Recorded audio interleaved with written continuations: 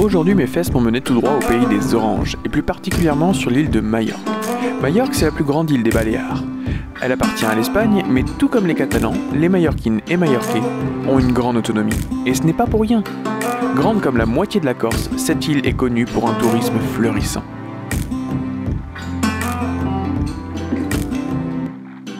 Et bien que cet archipel soit proche de nos côtes, beaucoup de Français, surtout de la nouvelle génération, n'en ont jamais entendu parler.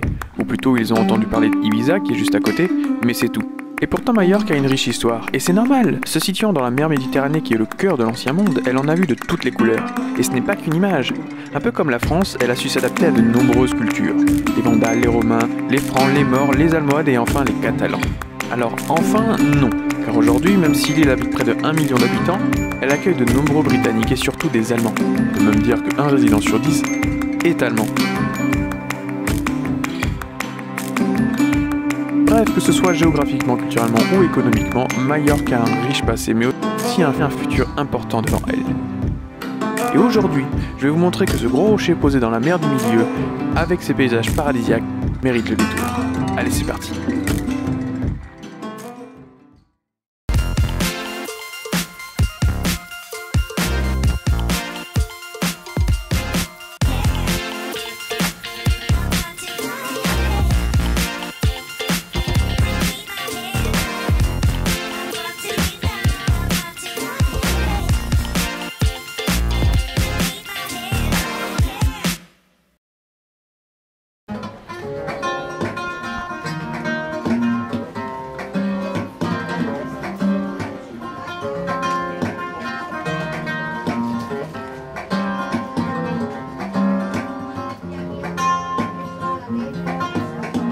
Mon départ se fait en avion, et pour tout vous dire, avec seulement 30 minutes de vol, j'ai eu à peine le temps de m'asseoir que me voilà déjà arrivé, à la capitale, Palma de Majorque.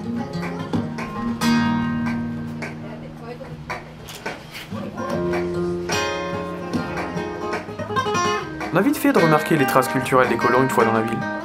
Car en 2-3 mouvements, on admire déjà des architectures qui s'entrecroisent entre catholiques et orientales.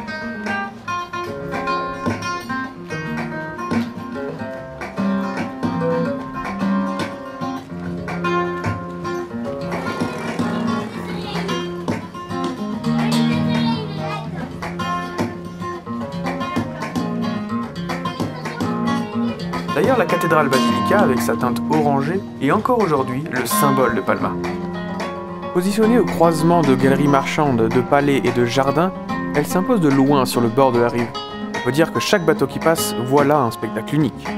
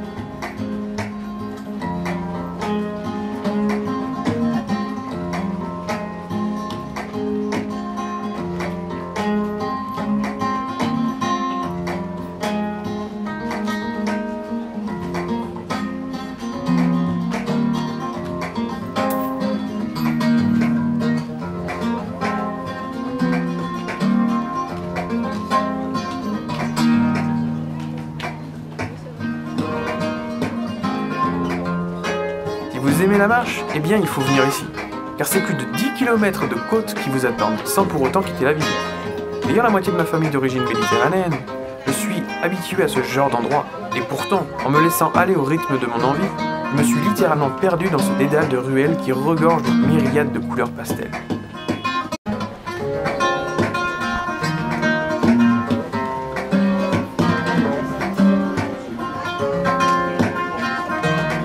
Monuments, châteaux, musées, petits et grands commerces, tout y passe. On est constamment dépaysé.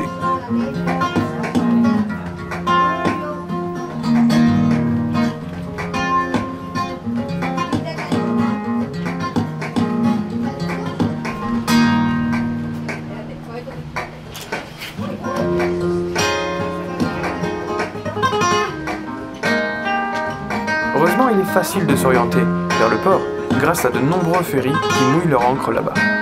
Et une fois n'est pas coutume, le voyage passe aussi par un bon repas.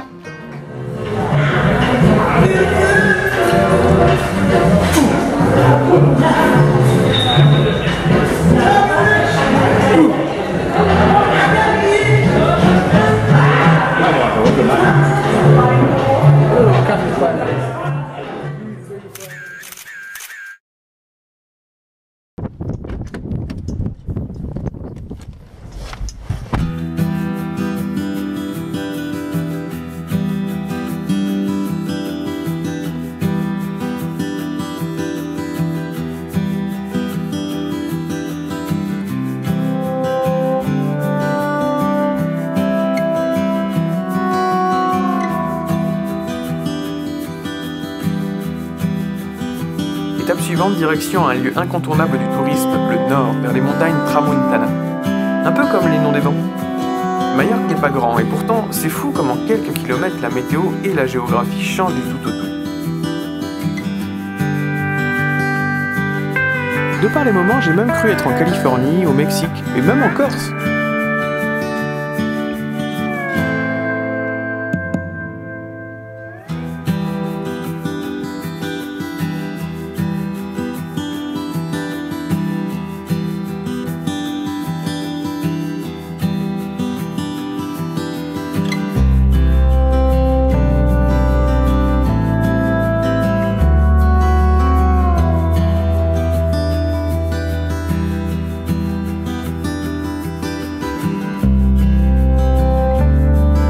Dès la première crique, on est scotché par la couleur de l'eau. Je peux vous garantir que même à côté, Canard WC en rougirait. Et bon, d'accord, je vous laisse profiter du paysage.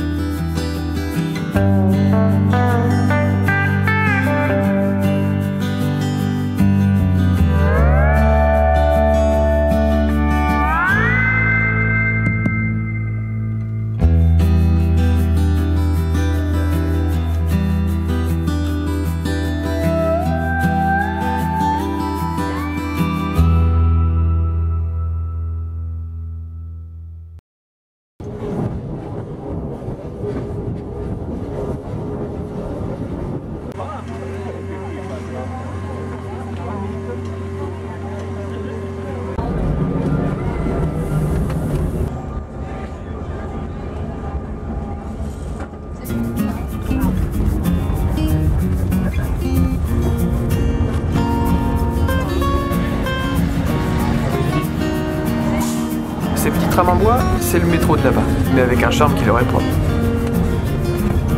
À ça, on peut dire qu'il y a du vis-à-vis. Il passe en plein milieu des villages.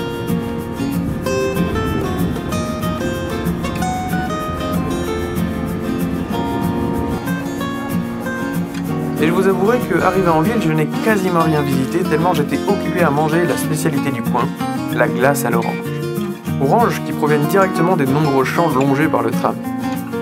On peut en voir dans la vidéo si on cherche bien. Juste le temps de finir que nous voilà repartis avec un train plus gros, mais toujours avec autant de charme.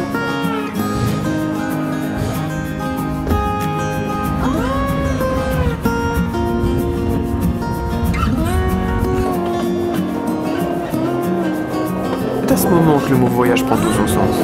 D'ordinaire, les gens sont assis pour le trajet, mais j'ai demandé à rester dehors, et croyez-moi pas, mais c'est le moment le plus magique que j'ai vécu du séjour.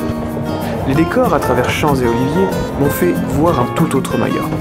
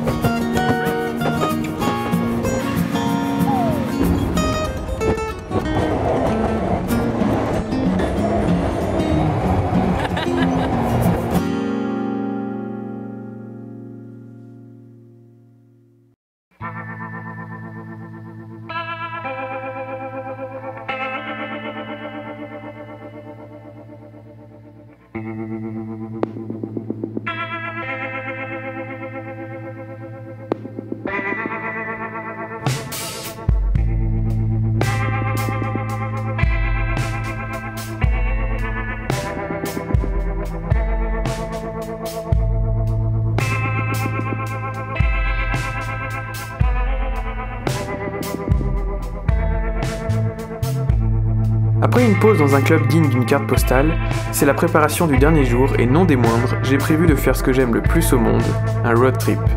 En Seat León à travers tout Majorque. Cette journée fut riche en paysages, en découvertes et en émotions. Mais je vous laisse regarder, les images valent 1000 mots.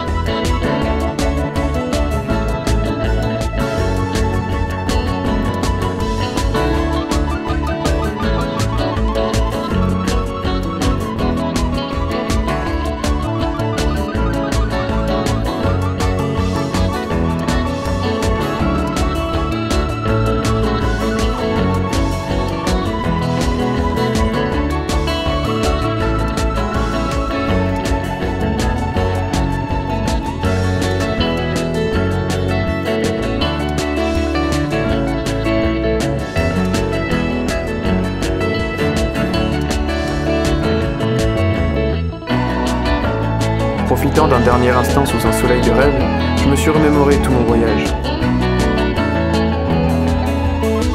En fait, ici, où qu'on le regarde, à travers chaque photo, on a l'impression de voyager dans plusieurs pays. On s'y sent comme chez soi, mais en n'étant jamais au même endroit. Et c'est ça que je veux retenir de Majorque. Une île si proche, mais où on s'y sent loin.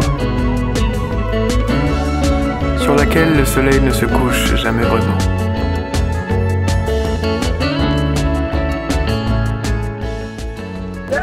Bonjour, j'espère que ce voyage vous a plu. C'est la fin de ce voyage sur Palma de Majorque, surtout sur l'île de Majorque.